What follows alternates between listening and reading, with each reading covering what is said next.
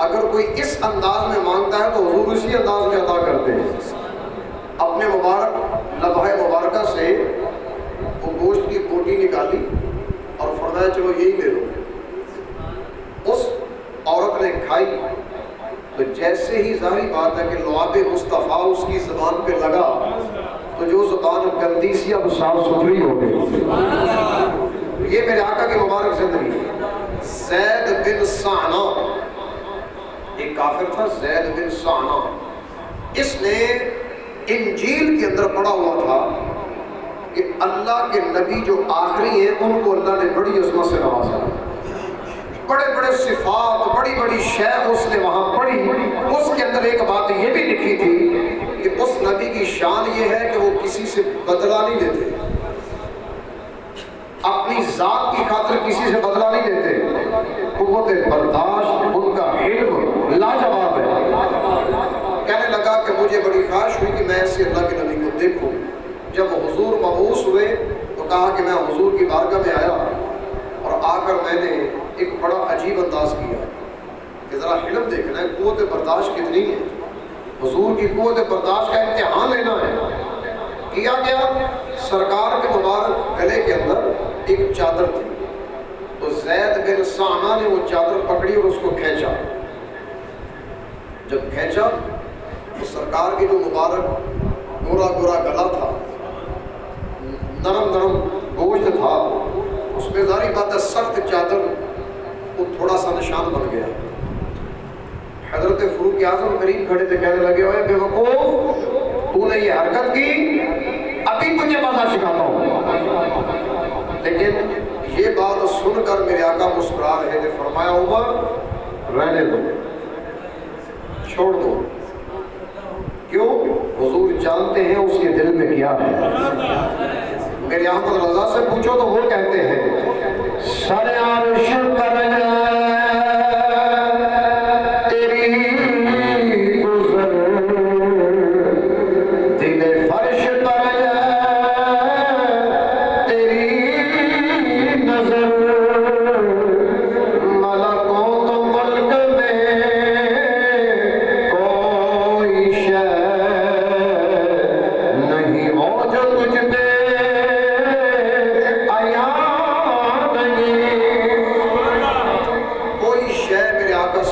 نہیں ہے۔ تو آقا نے فرمایا عمر اس کو رہنے دو، ارادہ اس کا اور ہے۔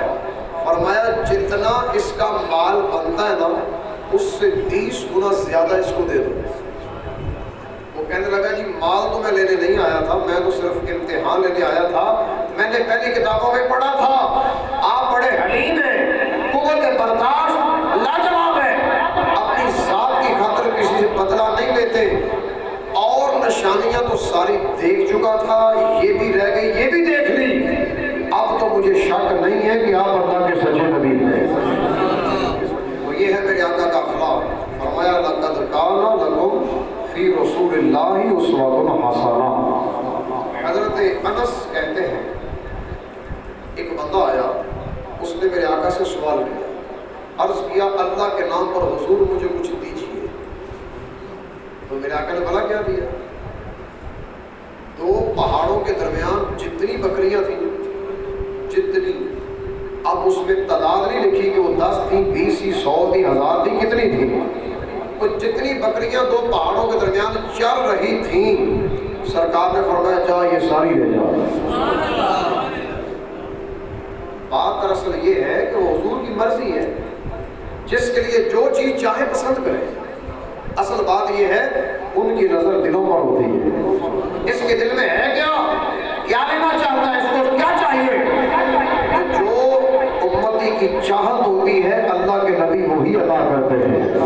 اور جا یہ ساری لے جا۔ وہ بندہ بڑا خوش، اتنی ساری بکریاں اپنے آگے لگائی ہوئی، پیچھے پیچھے چل رہا ہے، اپنی قوم کے پاس جا کر کہتا ہے دنیا والو محمد کی بات مان لیا کرو، کیونکہ وہ اتنا دیتے ہیں بعد میں بندہ غریب رہتا ہی نہیں، بعد میں بندہ غریب رہتا ہی نہیں، اتنا دیتے ہیں۔ اور یاد رکھنا اس حدیث کو امام مسلم نے صحیح مسلم میں نقل کیا ہے۔ کتنے سونے اخلاق ہیں میرے مصطفیٰ کے۔ تو نبی پاک صلی اللہ تعالی علیہ وسلم کی زندگی नमूना है। हजरत अबू हुरैरा आ गए, आगे कहते हैं या रसूल अल्लाह सल्लल्लाहु अलैहि वसल्लम, लश्कर के पास खाने के लिए कुछ नहीं। फरमाया अबू हुरैरा तेरे पास कुछ है? कहने लगे हाँ जी। फरमाया क्या? कहने लगे जी मेरे पास खजूरें हैं। फरमाया कितनी? कहते हैं थैली के अंदर है, पता नहीं कितनी है। फरमाया ले आओ। थैली पास लाए और हुजूर ने नीचे एक कपड़ा बिछाया और थैली में से खजूरें निकाल कर गिनने लगे, 1 2 3 4। तो टोटल वो गिनती जब हो गई तो मुकम्मल खजूरें निकली 21। कितनी खजूरें निकली? 21। कैसी मुनासबत बनी आज तो, पारा भी 21, आयत भी 21 और हुजूर की खजूरें कितनी? 21। लाजवाब है। तो बहरहाल 21 खजूरें निकली।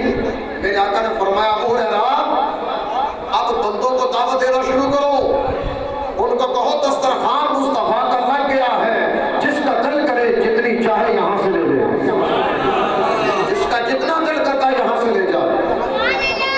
साहबा आते हैं, आकर रज के खाते हैं चले जाते हैं, फिर आते हैं खाते हैं चले जाते हैं। अबू हुरैरा कहते हैं कि मैं देख के बड़ा हैरान था कि वाह वाह 21 खजूरें हैं, बंदे कसीर हैं, 21 से ज्यादा हैं, अगर एक एक भी खाएं तो खत्म हो जाए। लेकिन चूंकि मुस्तफा के हाथ लगे खजूरें फिर 21 हैं, इतने खा के नहीं चले गए, फिर भी 21। अब मेरे आका ने आकर में फरमाया अबू हुरैरा अब तेरी बारी है, तू भी खा ले। अबू हुरैरा कहते हैं कि मैंने भी खाई। मजे की बात ये कि खजूरें एक भी कम नहीं हुई, खजूरें फिर 21 है। आखिर में सबसे आखिर में ये है मेरे आका की मुबारक अखलाक, आका की मुबारक सीरत, मुस्तफा की मुबारक जिंदगी। हम क्या करते हैं कि कोई खाना आ जाए, कोई चीज़ आ जाए, सबसे पहले सोना सोना अपने लिए रख लेते हैं, बाकी हम कहते हैं कि जो मर्जी दे दो। है ऐसा नहीं? लेकिन मेरे आका को अपना नहीं औरों का ख्याल होता था, पहले औरों को देते थे फिर अपने लिए। यहाँ भी ऐसा ही हुआ। आखिर में मेरे आका ने खजूरें तनावुल फरमाई। अबू हुरैरा कहते हैं मजे वाली बात ये कि सरकार ने भी तनावुल फरमाई, खजूर एक भी कम नहीं हुई, 21 खजूरें 21 की 21। अब आखिर में मेरे आका कहते हैं अबू हुरैरा तेरी खजूरें पूरी है, गिनती कर लो, खजूरें पूरी है, गिनती कर लो। कहते हैं हुजूर गिनती करने की जरूरत नहीं है, आप पहले गिन चुके हैं, कुछ और भी अता कर दें। फरमाया हाँ ठीक है, सुन। आज अल्लाह के नबी की ज़बान बोलने लगी है, कुछ देने लगी है। फरमाया अबू हुरैरा इन खजूरों को पकड़ो, थैली में रख दो, जिंदगी में खाते रहो, तेरी जिंदगी खत्म हो जाएगी, ये 21 खत्म नहीं होगी। शर्त ये है थैली खोलनी नहीं, खोल के देखना नहीं, बस अपने नबी पे यकीन रखना है, उनकी बात पे यकीन रखना है। तो यही हमें उम्मती को समझाया कि जो मुस्तफा ने कह दिया वो हक भी है, सच भी है। जब तेरे पास हदीस मुस्तफा पहुंच जाए, उम्मती का हक बनता है उस पे ईमान भी लाए, अपनी आंखें भी बंद रखे, आए बाएं शाएं इधर की बातें ये ना करें। क्यों? मेरे आका की जिंदगी ये सिखा गई कि अबू हुरैरा को मेरे आका ने फरमाया खोल कर नहीं देखना, मेरी बात पे यकीन रखना। तो आगे से वो सहाबी थे, वहाबी नहीं थे, इतराज करते हुजूर ये तो 21 है, ये तो खत्म हो जाएगी, आपकी बात पर तो क्या एतराज है। इस तरह की बातें तो कई लोग करते हैं। ना ना, सहाबी का नजरिया ये है दुनिया इधर की किधर हो सकती है, मुस्तफा की जबान में शक नहीं हो सकता। जो मेरे आका ने कहा हक भी है, सच भी है। हज़रत अबू हुरैरा कहते हैं कि मैं वो खजूरें खाता रहा, सदका भी देता रहा, खुद भी खाता रहा, सदका भी देता रहा। नबी पाक का विसाल हो गया, खजूरें फिर 21। कहते हैं कि सिद्दीक़ अकबर का दौर आ गया, मैं खाता रहा, औरों को खिलाता रहा, उनका भी विसाल हो गया, खजूरें फिर 21। कहा कि फिर फ़ारूक़ आज़म का दौर आया, खाता रहा, औरों को सदका देता रहा, खजूरें फिर 21। कहते کا دور آیا نا تو میں ایک سفر پہ جا رہا تھا، تھیلی میرے پیچھے تھی، تو رستے میں پتہ نہیں چلا وہ تھیلی کہاں گر گئی، تھیلی کہاں گر گئی، کہاں رہ گئی، بس یہ مجھے دکھ ہوا، ورنہ تو بڑا مزہ تھا کہ مصطفیٰ نے دیا، اس کے اندر کمی آنے نہیں دی۔ تو یہ ہے میرے آقا کی مبارک زندگی، لاجواب زندگی۔ حضرت ربیعہ رضی اللہ تعالیٰ عنہ رات کے وقت ایک دن کہتے ہیں جی میں نے سرکار کے ساتھ ہی سونا ہے، آج میں رات بھی دیکھنی ہے کہ حضور کے ساتھ گزار کے کیا فائدہ ہوگا، آج رات بھی مصطفیٰ کی بارگاہ میں گزرے گی۔ نیت کیا ہے؟ نیت یہ ہے کہ جب حضور کو پانی کی حاجت ہوگی تو میں خادم حاضر فوراً اٹھوں گا، سرکار کو تہجد کے لیے وضو کے لیے پانی مہیا کروں گا۔ کہتے ہیں کہ وہی وقت آ گیا جب میری قسمت کا ستارہ جاگ اٹھا۔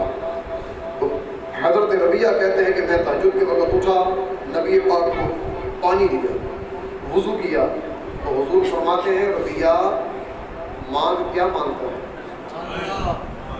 آج تیرے دل میں کچھ ہے، مانگ کیا مانگتا ہے؟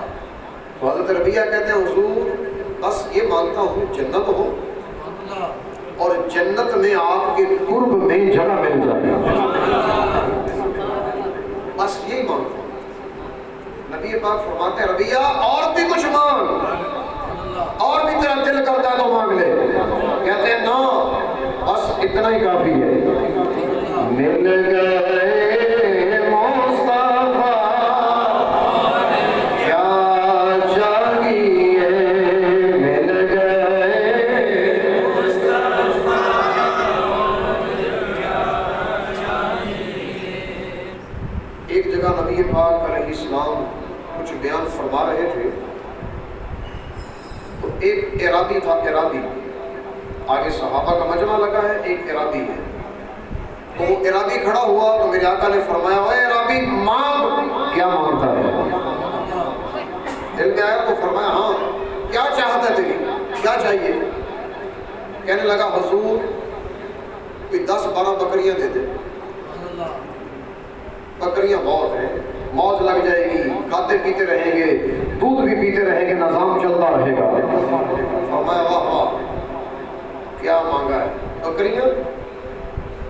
اور بکریاں تو مل ہی جاتی، تجھ سے تو وہ بوڑھی مائی اچھی ہے جس نے موسیٰ علیہ السلام سے جنت مانگی اور جنت کے اندر موسیٰ علیہ السلام کا قرب مانگا۔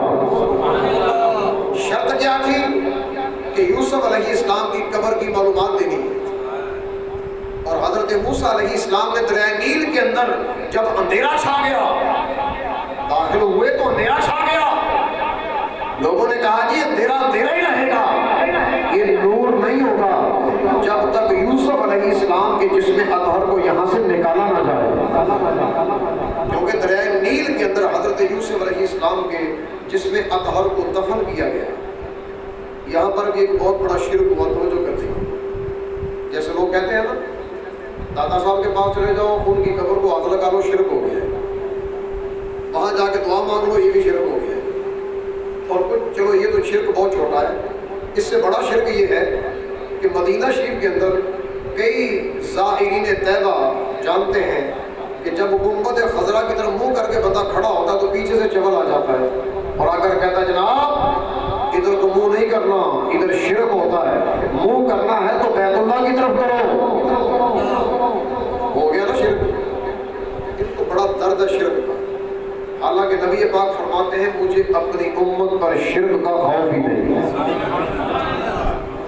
مجھے اپنی امت پر شرک کا خوف ہی نہیں۔ علامہ عبدالحق محدث دہلوی رحمۃ اللہ علیہ آپ نے قلم اٹھایا، فرمایا مصطفیٰ کو خدا نہیں کہنا، بس اس کے علاوہ جو دل میں اچھا لفظ آتا ہے کہہ دو، بس خدا نہیں کہنا، جو خدا کہو گے شرک ہو جائے گا۔ اس کے علاوہ جو دل میں اچھی بات آتی ہے میرے نبی کے بارے میں کہتے جاؤ۔ محدث اعظم کو دیکھا گیا، آپ فرماتے ہیں کسی محفل کے اندر تم نے دیکھنا ہو، جانچنا ہو اپنا کون ہے، بیگانہ کون ہے، مومن کون ہے، منافق کون ہے، اس مجلس کے اندر ذکر مصطفیٰ چھیڑ دو۔ میرے آقا کے اوصاف بیان کرنا شروع کر دو، پھر دیکھو چہروں کی طرف، تمہیں چہرے بتائیں گے اپنا کون ہے بیگانہ کون ہے۔ جو بیگانہ ہوگا چہرے پہ وٹ پڑ جائے گا، اور جو اپنا ہوگا وہ تو کہے گا جناب زندگی ہی اب سے شروع ہوئی ہے، ذکر مصطفیٰ ہی تو ہماری زندگی ہے۔ انہیں جانا انہیں مانا نہ رکھا غیر سے کام، للہ الحمد میں دنیا سے مسلمان گیا۔ یہ میرے امام کا نظریہ ہے۔ تو بہرحال نبی پاک علیہ الصلوۃ والسلام کی مبارک زندگی لاجواب ہے۔ رب کہتا ہے لقد کان لکم فی رسول اللہ اسوۃ حسنہ لمن کان یرجو اللہ والیوم الآخر۔ فرمایا اللہ کے رسول کی زندگی تمہارے لیے بہترین نمونہ ہے، اس کے لیے جس کے دل میں اللہ کی ملاقات کی امید بھی ہو، آخرت پر یقین بھی ہو، اور زندگی میں ہر وقت اللہ اللہ ہی کرتا رہے، اللہ اللہ ہی کرتا رہے۔ شرط یہ ہے بہترین نمونہ زندگی کا اس کو ملے گا جس کے دل میں ایمان ہے، جس کے دل میں ایمان ہے۔ حضرت اما عائشہ صدیقہ فرماتی ہیں، سننا، آپ فرماتی ہیں کہ میرے آقا کی زندگی بھلا کیسی تھی؟ میں بتاتی ہوں۔ اپنے کپڑے کہیں سے تھوڑا سا اپنی جگہ سے ہٹ جاتے تو حضور خود ہی اپنے ہاتھوں سے سلائی کر لیتے۔ یہ ہے میرے آقا کی مبارک زندگی۔ اگر جوتا مبارک، نعلین مبارک کہیں سے تھوڑا سا اپنی جگہ سے ہٹ جاتا تو فرماتی ہیں اس کو بھی خود ہی گانٹھ لیتے۔ اپنی لونڈیوں، اپنے نوکر چاکر جتنے تھے، جب کوئی آٹا گوندھ رہا ہوتا تو حضور وہاں مل کر بیٹھ کر آٹا بھی گوندا کرتے تھے۔ فرمایا گھر کے اندر جب کہیں ضرورت پیش آتی میرے آقا جھاڑو پکڑ کر صفائی نہیں کرتے تھے۔ ہمارے اندر اتنا تکبر ہے، ہم بندے کو بندہ نہیں سمجھتے، اور ہمارے نبی کی زندگی کتنی لاجواب ہے، کتنی عاجزی ہے۔ اور حضرت علی سے پوچھیں، آپ کہتے ہیں کہ میرے مصطفیٰ کو دیکھنا ہے تو میں بتاتا ہوں، آقا علیہ السلام جب چلا کرتے تھے تو اس طرح چلتے تھے جیسے کوئی بلندی سے نیچے کو اتر آ رہا ہو، بلندی سے نیچے کی طرف آ رہا ہو۔ جب بلندی سے انسان نیچے آتا ہے تو نگاہیں جھکی ہوتی ہیں۔ یہ ہے میرے آقا کے چلنے کا انداز۔ اور ہم کیا کرتے ہیں؟ پوری دنیا دیکھتے ہیں، ہر شے دیکھتے ہیں، حتیٰ کہ نماز میں بھی ہماری نگاہیں نیچے نہیں ہوتی۔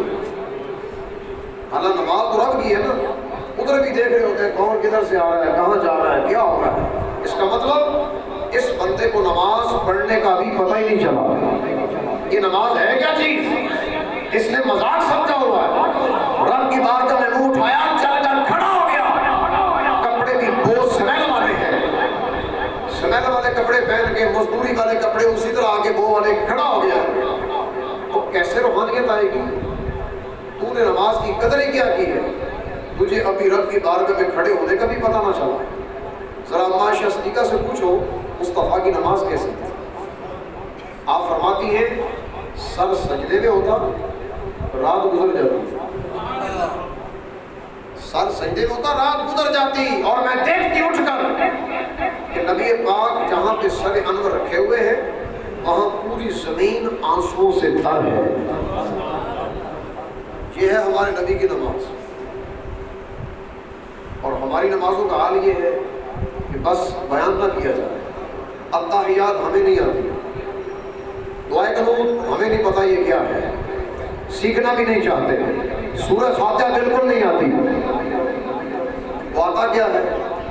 رکوع کی تسبیح سبحان ربی العظیم، یہ بھی نہیں آتا، کیونکہ اکثر پڑھتے ہیں سبحان ربی العظیم، سوا کو زا کر کے پڑھتے ہیں، بالکل ہی غلط ہے، معنی بھی چینج ہو جاتا ہے۔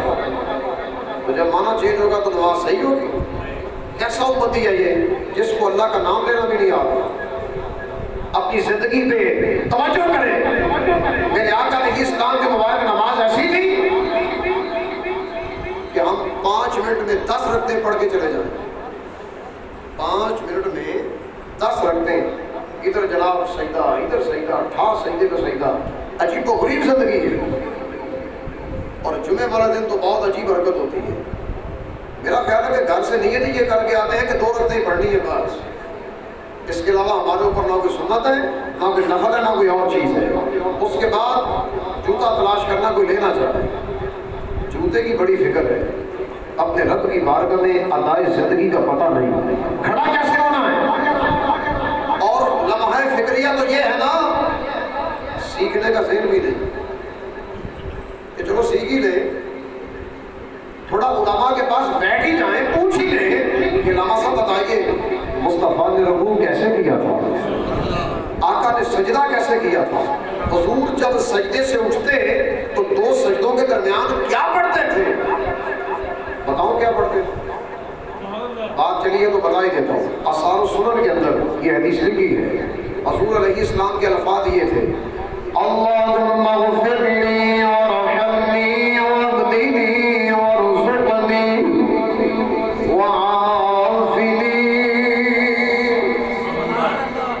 5 لفظ ہیں، اللہم اغفر لی وارحمنی واہدنی وارزقنی وعافنی۔ اب ترجمہ سنو، ترجمہ نہیں آئے گا نا تو سنو۔ فرمایا اللہم اغفر لی، اے اللہ مجھے معاف کر دے، پہلا کام اے اللہ مجھے معاف کر دے، سارے گناہ معاف کر دے، حالانکہ نبی پاک تو گناہ ہے ہی نہیں۔ تو پھر یہ تعلیم ہے اپنی امت کو، تمہارے لیے میرے آقا نے یہ زندگی چھوڑی، جب 2 سجدوں کے درمیان بیٹھو تو فٹافٹ اگلا سجدہ نہ کیا کرو، پہلے رب سے کچھ مانگ بھی لیا کرو، یہ مانگو اے اللہ میرے گناہ مٹا دے، اللہم اغفر لی وارحمنی۔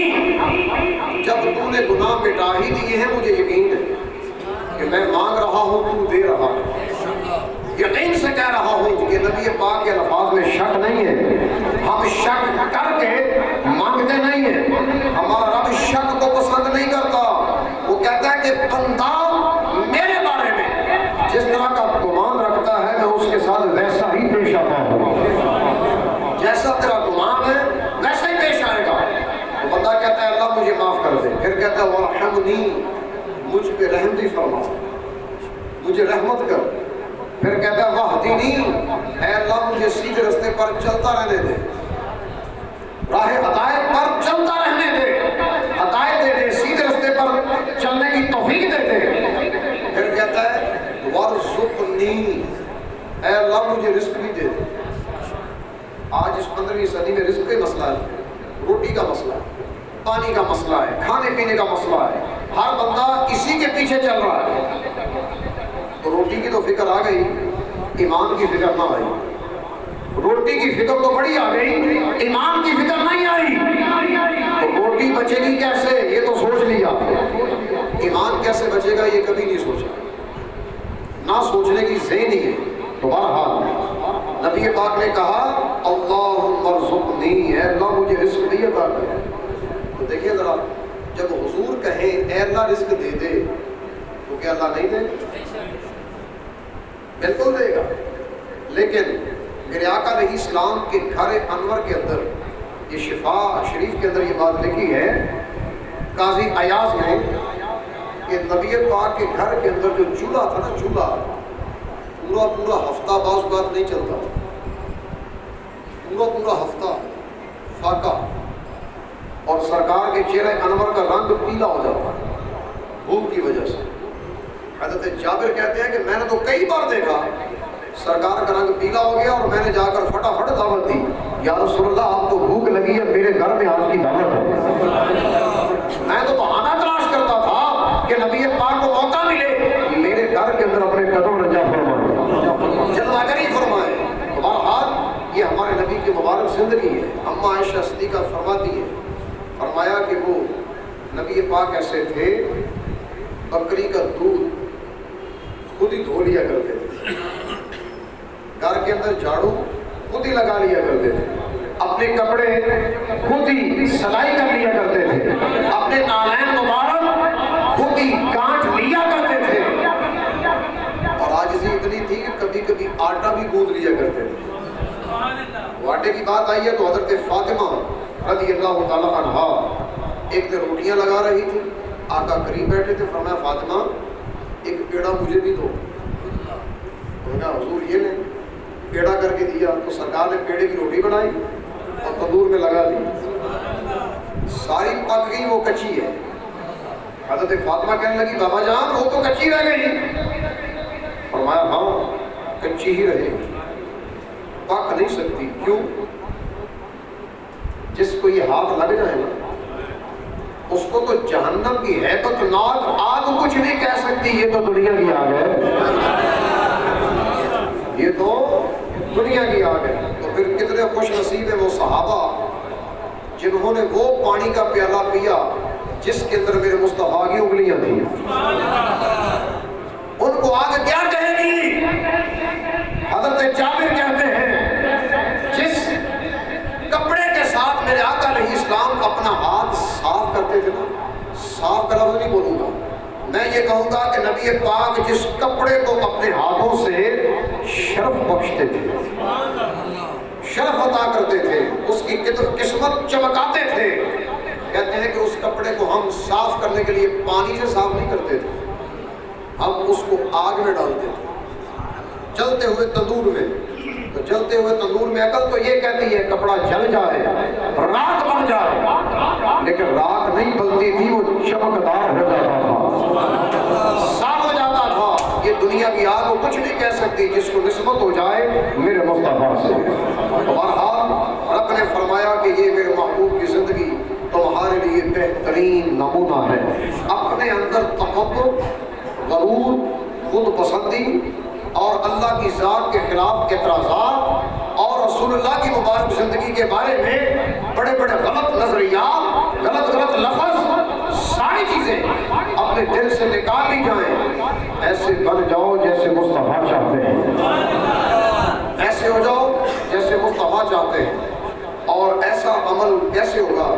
اب یہ میں آخر میں حدیث پاک بیان کرتا ہوں. جامع الاحادیث ہے، جلد نمبر 5 ہے، 10 جلدیں ہیں اس کتاب میں.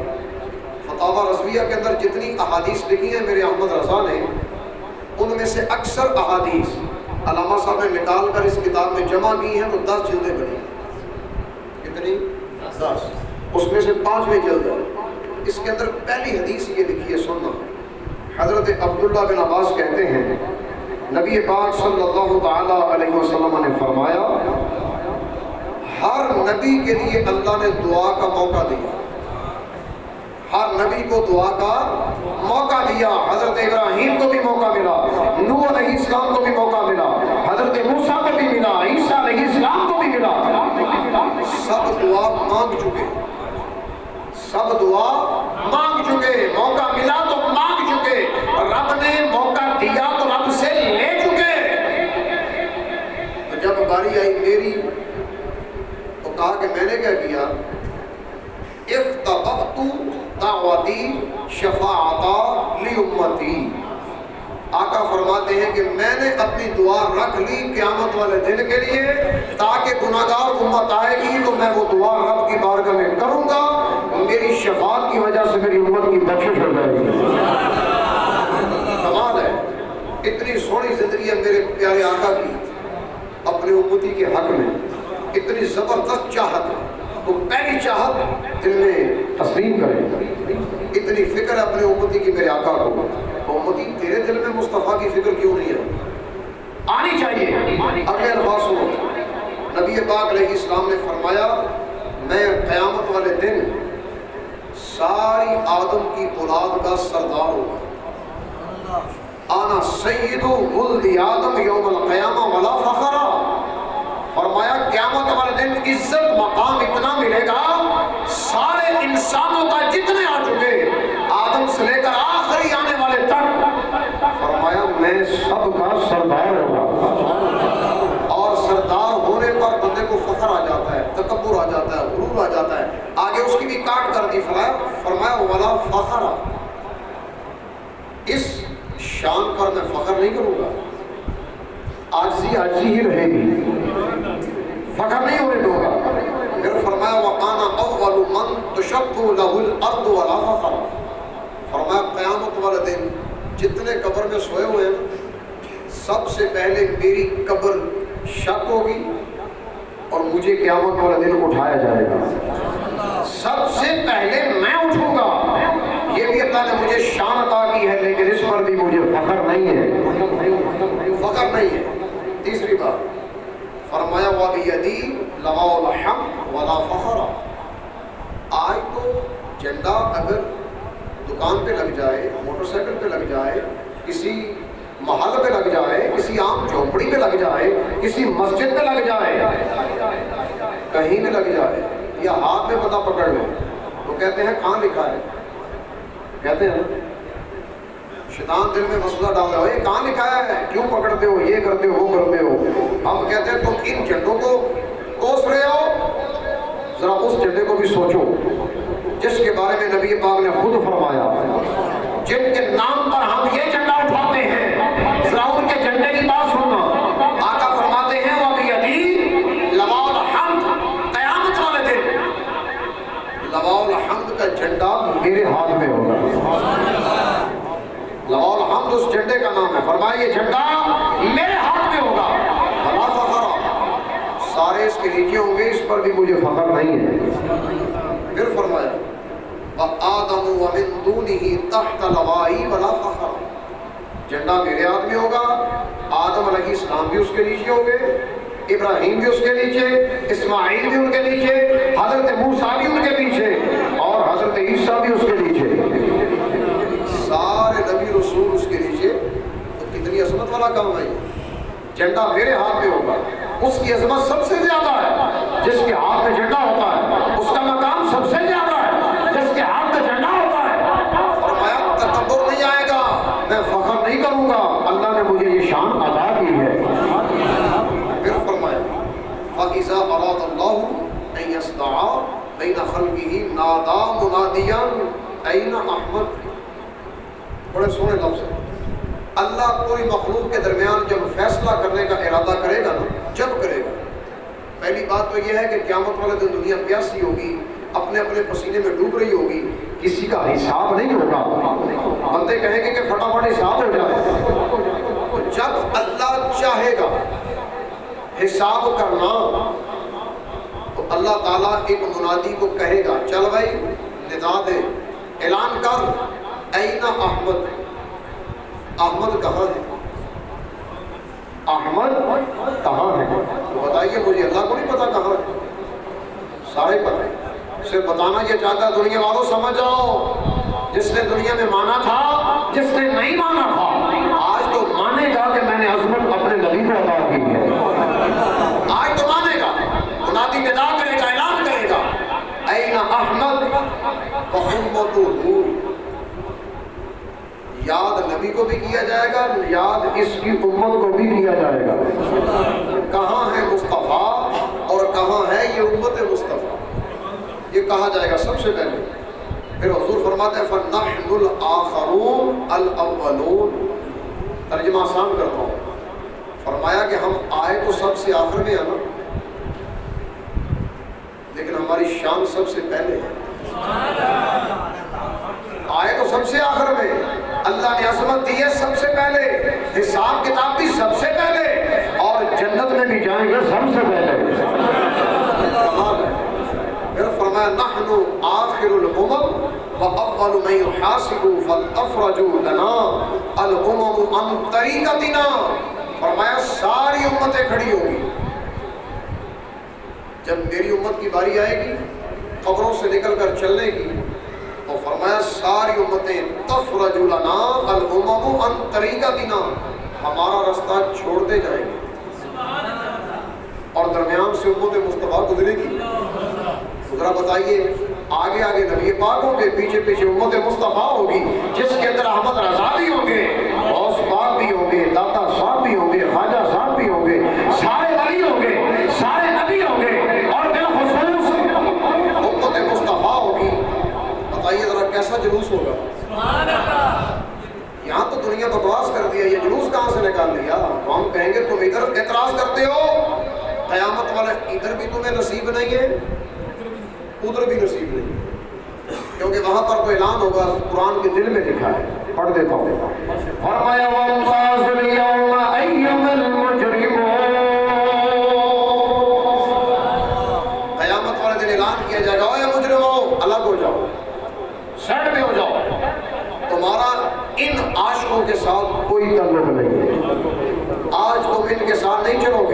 پیچھے ہٹ جاؤ. تو سارے عاشق میرے مصطفیٰ کے پیچھے پیچھے، ساری امتیں رستہ چھوڑ دیں گی. پھر آقا فرماتے ہیں فَتَمْدِي غَرًّا مُحْجَلِينَ مِنْ آثَرِ الطُّهُورِ. آقا علیہ السلام فرماتے ہیں کہ جب تم وضو کیا کرتے تھے دنیا میں تو تمہارے وضو کا پانی جب کسی عضو پہ لگتا تھا تو اس عضو کے اندر پیشانی بھی آتی ہے. غرًّا پیشانی، محجلین چمکتی ہوئی. تو فرمایا قیامت والے دن جب تم درمیان میں چل رہے ہوگے تمہاری پیشانیاں 14ویں رات کے چاند کی طرح چمک رہی ہوگی. کتنی عزت ہے. پھر فرمایا فَيَقُولُ الْأُمَمُ، جب یہ امت درمیان سے گزرے گی تو وہ امتیں بول کر کہیں گی کیا یہ نبی ہے؟ یہ جو جا رہے ہیں کیا یہ نبی ہے؟